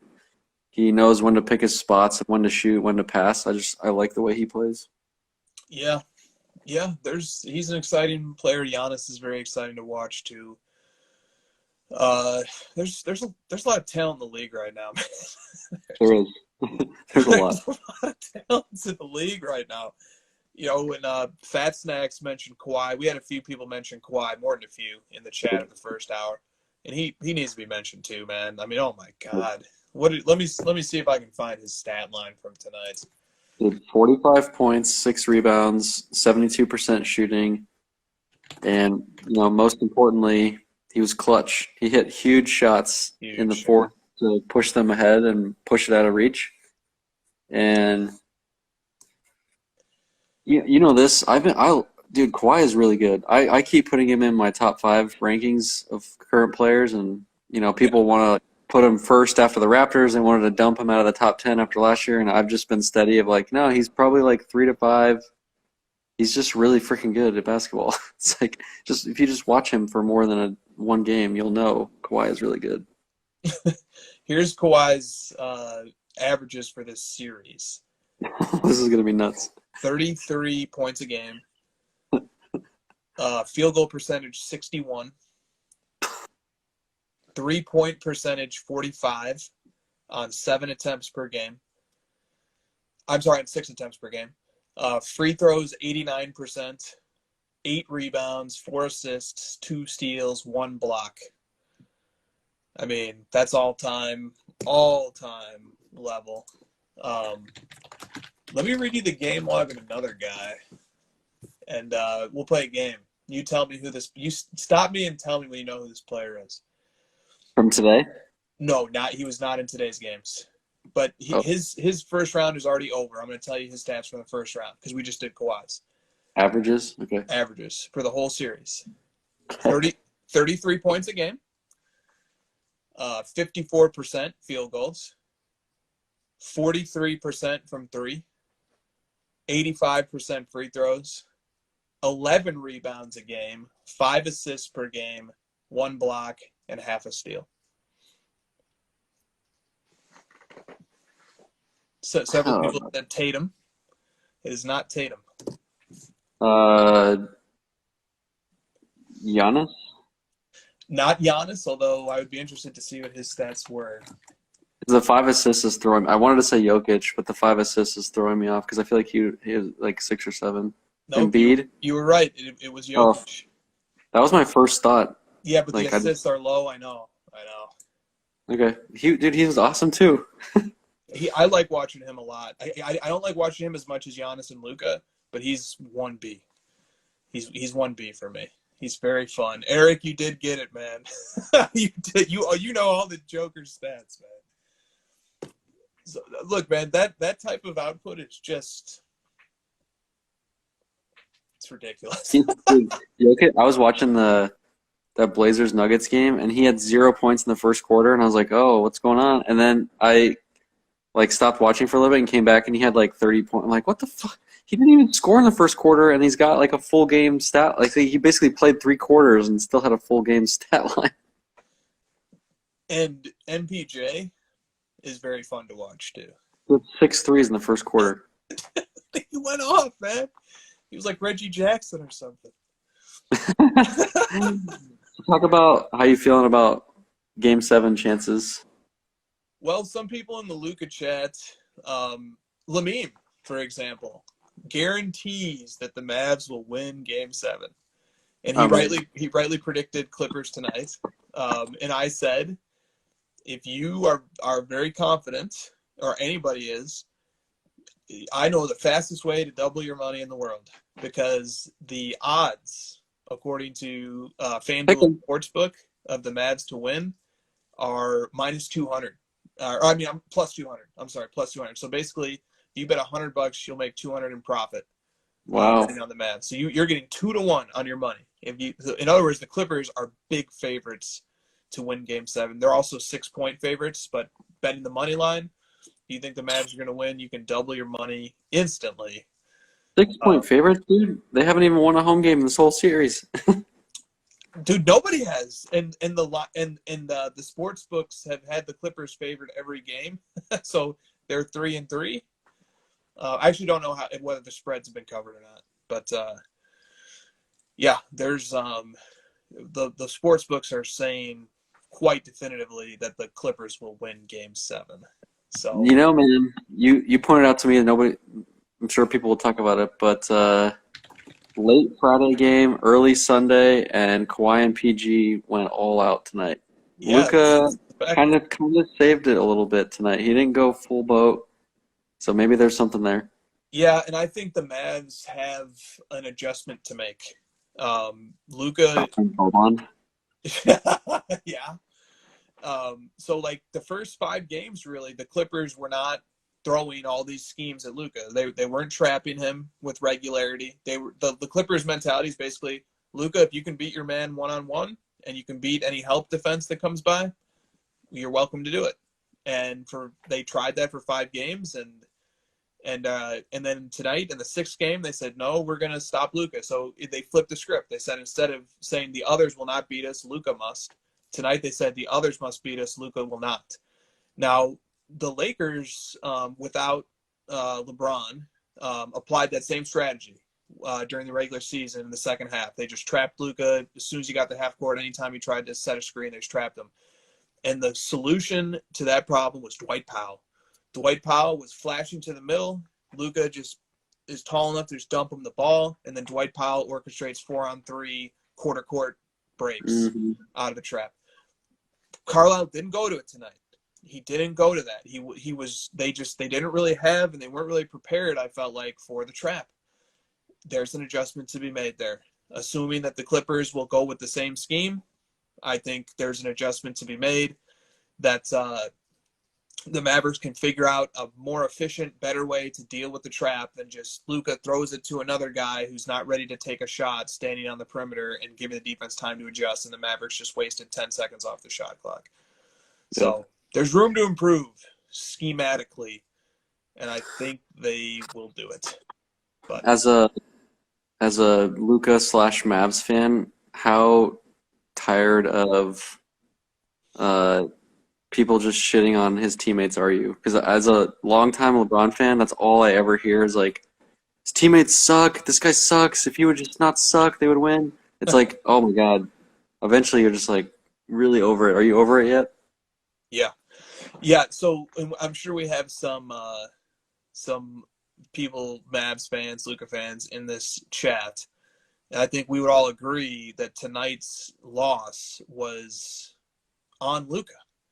If he just performs at the average that he performed throughout the rest of the series, the Mavs had a good chance.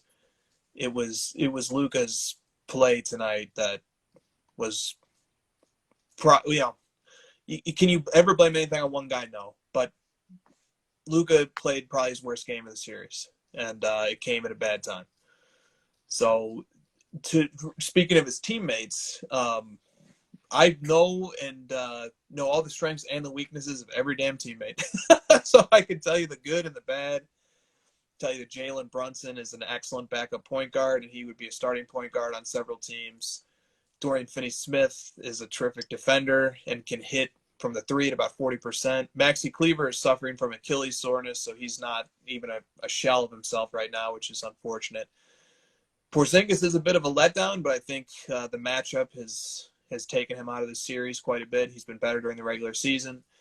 Dwight Powell was hurt towards the beginning of the year, but that guy is one of the best rim runners in the league, and he just brings an energy. It was his offensive rebound in Game 5 that I think turbocharged the Mavs' run that they went on in the third quarter. Josh Richardson has been a disappointment, not going to deny that, but he's hit all the clutch free throws. He shoots over 90%. He's a good defensive player as well. Tim Hardaway Jr., guy has one of the best-looking shots in the game. Incredible elevation. And he was thrown into the Porzingis trade as a contract. He's their player. And now that is officially the Tim Hardaway Jr. trade, not the Kristaps Porzingis trade. Porzingis is just like floating around the edges of the court. Like it's sad. It's sad to see that he's been reduced to kind of this weird role of not really being involved. Yeah, and he had to accept that. But for this series, it does help because either Paul George or Kawhi Leonard guards him every time. And that means if you put him in the corner, Kawhi and Paul George hug him like it's a middle school dance. There is no space. And so he helps. He really spreads the floor. But it's difficult for him to put up any stats. But he had some nice blocks tonight. He had some nice rebounds. Basketball is a team sport. I think analysts make the mistake of thinking it's an individual sport too often. Yeah. Team sport. That's why the reason I bring that question up is that LeBron and Luka, their style of play puts a lot of pressure on individuals as teammates because they dominate the ball so much. And so when they control the ball at such a high clip, especially in the playoffs, when a teammate does get the ball, they get it at such a reduced rate that when they do get it, there's a lot of focus on what are they going to do with it when they have the ball at this very moment. Are they going to shoot, score, pass? They have to make these quick decisions, and it puts a lot of pressure on them to do the right thing and without having any control over the pace or control of the game. And so it just kind of lends itself perfectly to people criticizing the shit out of every single one of those guys. Yeah, it does, and I agree with you. It is unfair. It is unfair. These guys. I mean, Willie Cauley-Stein, the guy is the best switch defender in the NBA. He on his switch defense is fantastic. He can guard Paul George. He in fact was guarding Rondo. He was matched up on Rondo. The guy is a center. He's over 7 foot, and he's guarding Rondo. That's how quick and how agile he is on defense. I mean, all these guys are NBA players. They're good players, man, and they would be good players on other teams, and they're good players on this team too. So, I hear you. People want to reduce it to just so simple as like, oh, Luka has no help. People said Damian Lillard has no help. What? Damian Lillard has no help? CJ McCollum, Nurkic. Not going to throw Melo in there because I think Melo's a I was going to say you're going to Melo. Powell, Norman Powell. I mean, Norman Powell is really good. I'll just say that. That dude is really good. Beast, man. Dude, their starting lineup is Nurkic, Robert Covington, Norman Powell, CJ McCollum, and Dame Lillard. It's hard to tell me that guy has no help. You can't tell me Jokic has no help. Look at MPJ. That guy is on a tear. The no help thing is a little crazy. Sometimes, dude, you've got a good team, but there's just another team that's better. This is the NBA, man. This is the best of the best, and sometimes you're just not the best. That's just how it goes. You're not. It's a very exponential thing, and it's the same thing with cards, where 99% of the money gets put into 1% of the players and of the cards.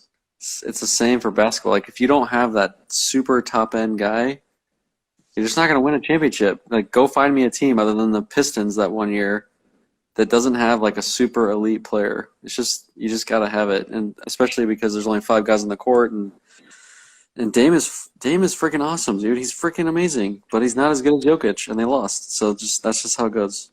That's just how it goes. Shout out to Adam Lefko in the chat. Many congratulations to you, man. Hope you're enjoying your new adventure in life. Dude, the state of the NBA right now, even as your guy is out and my guy's about to be out. No, come on, man. It's on the road. It's the road court advantage, man. Yeah, it is, but don't be a downer fan. Don't be a Skip Bayless and pick against the team you're secretly rooting for. His reverse hex worked. It does. No, none of that's real. It's just focus on what needs to be done and changed, and watch the game and enjoy it. Yeah, I don't know if I'm emotionally equipped for another series like this. I think I need to graduate into this. Well, good news is the next series will be a lot easier. Good. Yeah. Any marital advice for our friend? No. Oh, sure. Yeah, I do have some. Marital advice. Just like right now, like don't waste any more time mulling this over. Don't wait on this. You're always wrong and she's always right. And that's such a cliche in a marriage that the man is just gonna have to just trust me, dude. Just give up. Don't try to be right. There's no point, because here's the thing. You're gonna have to see her tomorrow and the next day and the next day. And so you being right in an argument or something, it wins you absolutely nothing. Help me out here, Chris. There's no value in being correct one day. Josh is right. See? So sometimes you just gotta go, you know what? You're right. But you can't make that face though. No, that's the internal. The internal face.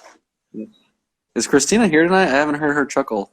Christina's just in a dead, just zombie mode down here. No, Christina did not come down for the show tonight. I think she's up in the bedroom working from her laptop. I did see her join the chat, but Christina's having a tough time with the loss today. Oh, see, you're not a real fan. You're like this weird robotic, freaking, the Clippers were just better. And it's no, man, you're supposed to be bitching at stuff that doesn't make any sense as a fan. That's your job as a fan. She's the real fan. You're too logical. She is. And, I thought I was going to have a nice complaint item when I saw Scott Foster was officiating. I was like, okay, Scott Foster, they brought in Scott Foster, but all game Scott Foster was even or calling in favor of the Mavs. So I don't really have anything That there. Boban foul wasn't him that called it, but that was like one of the weirdest. That was a bad call. Morris even was like, foul on me. I got fined, whatever. And then he's like, the ref's like, that way. And everyone's like, wait, what? That was a tough one. There's a few tough ones. Clippers had some they could complain about too. Oh, dude, Kawhi got the moving screen. slaughtered on one play and didn't get a call. The moving screen on Reggie Jackson was ridiculous. He was like just running away from the play, and they were like, moving screen. He's like, I'm not even setting a screen. Yeah, that was Tim Hardaway Jr.'s craftiness there. Did you know Tim Hardaway Jr. and Jalen Brunson are both top 10 in the league in charges taken? Ooh, okay. Kyle Lowry in training. Yeah. Yes, indeed. Summertime says, don't worry because Luka's going to be an MVP favorite. I'll tell you this, man. I don't know if Luka ever wins an MVP, and I'll tell you why. Oh, my God. Just stop with the He self-deprecation. doesn't get up for games. He needs the adrenaline and the bright lights and then high stakes. And otherwise, he's not there. So we all have seen him no-show probably 20 regular season games this year. They lost to the Kings 3 times. They lost to the Timberwolves. They lose to bad teams frequently, and he doesn't. Look at him in the All-Star game. You know how he barely tries? He just kind of skips around, and he's real happy.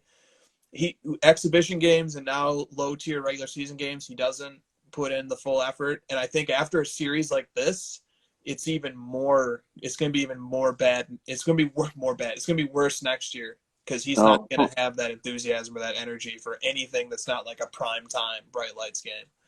He's only 22. Just relax. Well, calm down. You heard it here first. You couldn't be more wrong. He's going to win an MVP. The dude is. You know how I know he's going to win the MVP? How?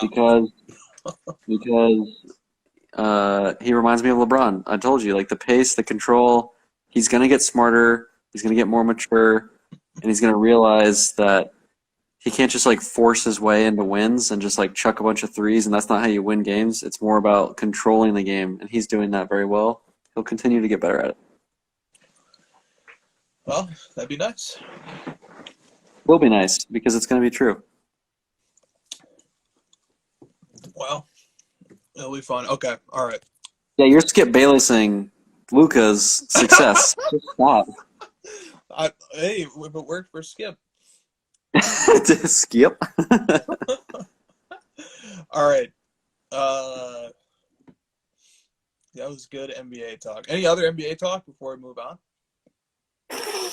No, but next week we're going to have to really dig into this Bucks Nets series. I don't want to right now because we've talked a lot about NBA, so if we got any other topics, let's hit national. Let's do that. Okay, Drake's PC, the great Drake. Just got my travel and VIP pass. What? For the national. Since this will be my first one relative to the show, what are the must-dos and what are things to avoid? Any other tips are appreciated. So we're going to definitely do a full sports cars culture episode on this topic. Great. Little premature. But anything you want to say to this question? The dues are make sure that you meet up with everyone that you want to see. Yeah, every time I leave one of those shows, my biggest regret is always like, oh, I didn't get to see person A, and I wish I would have, and I'm DMing them, and it's like, I missed you at the show. We should have chatted or whatever. So that's the do. The don't is don't get – so calm down. This isn't directed at you and your purchase. Don't get sucked into having to make a purchase because you feel like you need to leave the show with like totally. You need to leave the show with a Grail PC or PC card. You're collecting. You're on a mission to like get something sweet of Jordan or LeBron or whatever. You feel like you need to leave the show with one. Don't get caught in that trap because a lot of the stuff is really it's quite overpriced. So don't feel the absolute need to leave with something. I would kind of go into it with the expectation of like not leaving with anything, and then if you do, it's a bonus. I think maybe that might be more in line with what you guys ended up doing. Was like you went there not assuming you're going to get anything, and you left with something cool, and that kind of made it more exciting. Yeah, it did. And we went there with a box of about 15 cards that I wanted to get rid of. There you go. I was able to trade half of them, which was nice. That dovetails nicely into Cardi C's question, which is fundraising for the National. How important is it to sell cards to have cash for the show? That is important. That's a great thought. I think it is important, having more. The cash is definitely more flexible to show than cards. You could probably attest to that, Chris. Like the cards are what made that deal more difficult. If you would have just had all cash, it would have been super quick and easy.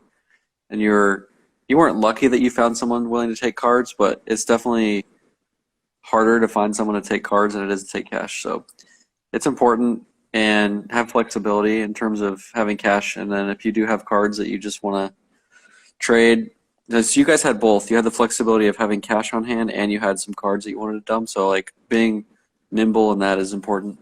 I also wanted to, before you respond, I've had like 10 people DM me about wanting to buy me a drink at the show. So if you see me, I'm just going to be plastered like at all times. Nice. Yeah, no, it's great. I don't know, man. See, to me, Cardi C's question worries me because it feels like it has baked in the assumption that there's going to be something there that you want to buy. And there will be a lot of cards there, but they might not all be priced right. And my opinion is the cold, sober-minded, rational deliberation process that can happen when you're shopping online, looking at auctions, is a better mind state in which to buy cards than the impulsive tendency that a show atmosphere creates. But, if you want to bring a little bankroll, then you're right, man. It is time to start making those moves for sure. And I think the market is going to bear some of that. The market is going to slow down, in my opinion, around the time of the National. It only makes sense that it will, because people will be saving their money and they'll be wanting to do cash deals. And that's going to be accelerated by the fact that not only will people be saving their money, but they'll be looking to sell things going into the National. And then after the National, people will have spent a lot of money at the National, and then they're not going to be flush for a period of time after the National. So there's going to be, unless some enormous event happens that doubles the size of the hobby, there's going to be a slow online market for probably a month on either end of the National. That's my guess. Yep. You know how I referenced earlier the revenge buying? Yeah. National is going to be revenge on so many levels. Like, dude, I can't, like, it would be easier for me to name people who aren't going to National than are, because like Dallas and the Dells show put on by Grant, there was a little bit of a split of like, are you going to one or the other? Dude, everyone is going to National. I know it's going to be freaking crazy. It's going to be insane. There's going to be like PSA is going to set up. I'll just tell you now, don't even bother trying to grade a card with PSA, because first of all, they're not taking cards in and taking them with them. You have to grade it on site, meaning it's going to be $500 a card or whatever. Who knows what it's going to cost? The line's going to be insane. It's just going to be, dude, it's going to be crazy. There's going to be so many people at National. You really need to spend a lot of time planning what you want to accomplish there going into it, because otherwise, I'm telling you right now, the overload that you're going to get mentally of all the different things happening is going to be too much. And if you don't have a plan, it's going to be insane. Like, I can't even prepare you for what's going to happen. It's just going to be so many people, so many stimuli, so many cards, dealers, lines, booths. Come up with some sort of plan of what you expect to happen, and maybe start there. I'm more of the planner, so that's how I work. But yeah, that question like sparked in you a happiness because the foresight and the planning that's implied by the question resonated with you. Yeah, it's like so I gotta start planning dinners, who I'm hanging out with at nights, like what hotels are gonna be the best spots to hang out, where we're gonna be posting up at booths, etc. Like there's all kinds of stuff. It's like I like to know at least generally what's gonna happen. And having dinners planned for the National was very effective. You mean Dallas? I mean, Dallas, duh. Yeah, it was very effective. Um, few more here. Crush Card says, question, with more deals happening off of eBay and other trackable platforms, what obligation do buyers and sellers have to share sale prices? Does the obligation change if they are asked point blank about a deal? For example, what is your response when somebody asks how much you paid for the Luca Immaculate out of 77? It's a good question. I don't think any person who's party to a private deal has any obligation to disclose anything. It's good for the hobby if they do, and obviously it goes without saying that they should be honest.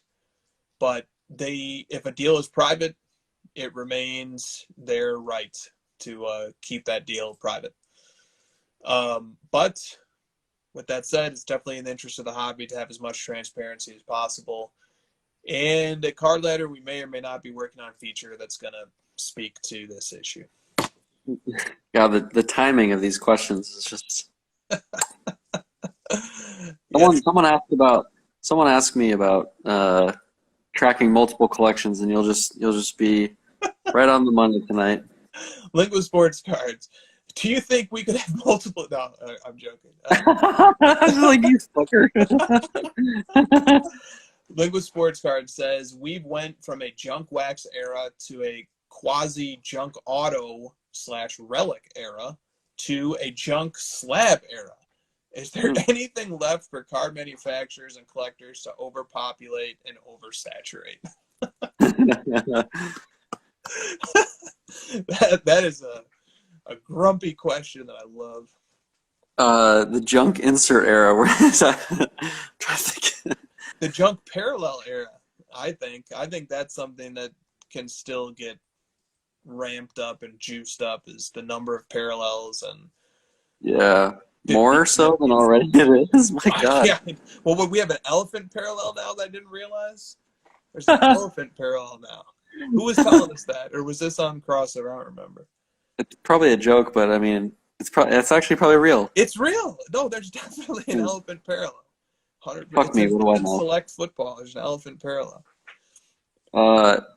Someone asked me a question about like, what do I think, or like traditionally, what have I thought of the concept of a base card? And it's always been the same thing to me. It's like something that's in abundance. It's in my binders. It's something I'm not interested in. And to see the shift into like, the slabbing of base cards has been really weird for me, because I'm like, why do you guys care about these cards? They're so boring. And so like it's become junk because there's just so much of it. And so to actually think of the manufacturers making something else junk, like a parallel or an insert, really would make me sad, because those are things that traditionally I have thought of not being junk, and for them to transform it into junk would be very sad.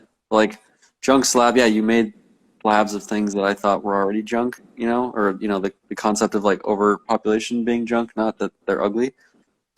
You know what I mean? So please don't do that to my parallels and my inserts. We just gave away the goods there. Okay, Niner Life 09 says, what are your thoughts on averaging down, meaning buying a second copy of a card that you might be down big on?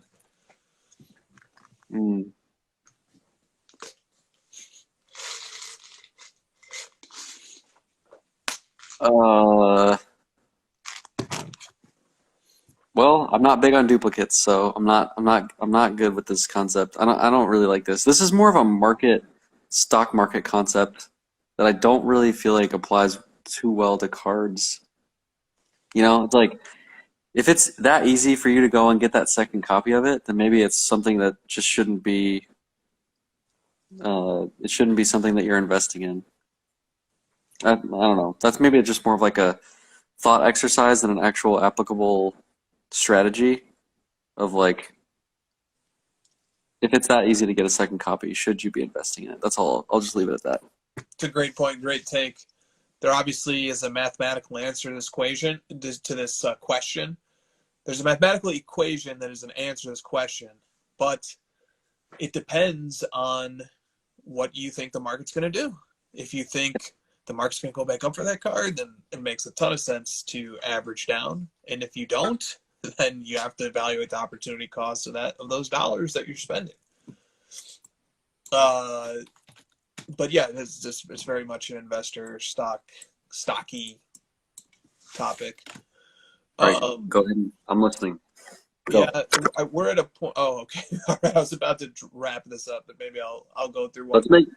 Let's make hour 3 great again.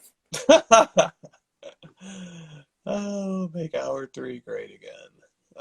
Still plenty of questions to go through here. Somebody in the chat prompts me with something. Somebody say something interesting. So here's a question that came from In Cardboard Veritas. Publius says, we'll be averaging those Anthony Davis cards for a long time. In Cardboard Veritas says, are there any celebrities or quasi-celebrities, I pronounced it quasi before, and now I'm pronouncing it quasi, that you most enjoy having in the hobby? Personally, I'd probably go with Lefko Cards because I think he's a genuinely passionate collector. I like his clever takes. I think he can expand the hobby. I've always liked Gary a lot too, but he's gone all NFT-centric on us. Yeah, great nomination there with Adam Lefko. It was well said. There's not much I can add to that. Justin Timberlake? What did he say? I said Justin Timberlake would be great for anything. Oh, yeah, Justin Timberlake is a great quasi-celebrity. Quasi? Oh, it's got to be quasi. My bad. Never mind. No. It could be celebrity or quasi-celebrity. What is quasi? Isn't it quasi? I pronounced it both ways tonight, so... You're in this like weird lawyer thing where you're like dropping these weird like, what was that one? Say Sampe or whatever. Sua sponte. What is with lawyers and these weird Latin terms? What is that about? Well, they have to pretend like they're experts at something. What's the other one I'm thinking of? What's the super common? Help me out here. There's like a lawyer term where it's like a very common usage of this like Latin term in lawyer speak. Gosh, I'm gonna corner you into not getting the answer because I'm too broad, but I'll think of it. Just keep going. Keep going with some clues. I'm looking up how to pronounce. Quasi, also American quasi. You hear that? Quasi, also American quasi. Oh, there you go. Also quasi. Tomato.